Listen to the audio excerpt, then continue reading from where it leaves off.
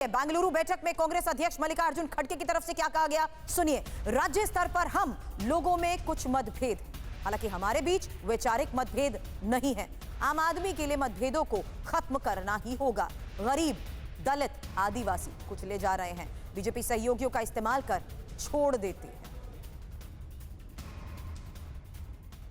तो बेंगलुरु पहुंचे विपक्षी दलों का बीजेपी पर निशाना, जहां देश और जनता को बचाने के लिए बैठक को जरूरी बताया। अखिलेश यादव ने लोकतंत्र, संविधान और भाईचारे को बचाना है, यह कहा तेजस्वी ने। 10 साल में हर सेक्टर को नुकसान पहुंचा है, यह कहा केजरीवाल ने। साथ ही मीटिंग से देश के लिए अच्छे नतीजे जल्द निकलकर सामने आएंगे, यह कहा ममता बनर्जी ने। इसलिए है देश को बचाना, लोगों को बचाना, पॉलिटिकल लीडर के साथ जिस तरह व्यवहार हो रहा है। और मैं ये कहता हूँ कि देश की 2/3 जनता भारतीय जनता पार्टी के खिलाफ है, 2/3 जनता खिलाफ है। तो इस बार भारतीय जनता पार्टी का सफाया होने के लिए सब एक है। देश के लोकतंत्र, देश के संविधान, देश की जो भाईचारा है, जो डाइवर्सिटी है इस देश की, उसको बचाने के लिए हम लोग सब लोग एकजुट हुए।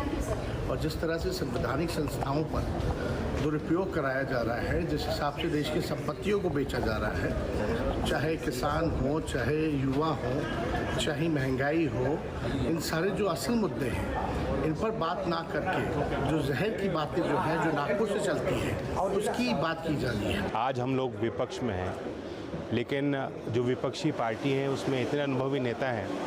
अगर आज हम तय करें, साथ में काम करें, जनता के मुद्दों को साथ लेकर चलें, जनता के बीच जाएं, संघर्ष करें, कोई कारण नहीं है कि 2024 में एक पलटी मिलेगी और एक अच्छी सरकार जो जन सहयोगी कार्य करे, संविधान को माने, देश के सबसे गरीब और कमज़ोर वर्गों को मुख्यधारा में लाने के लिए काम करे। I think this is a good meeting. This is a fruitful meeting, and it's a constructive decision we will take it. All the agenda is very fruitful. Let us discuss it today, and if the outcome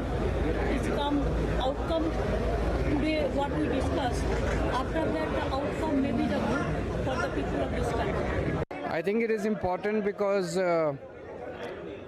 Mr. Narendra Modi got a chance to rule the country for the last 10 years. And he has made a complete mess of almost every sector in the country. He has created so much of hatred amongst the people.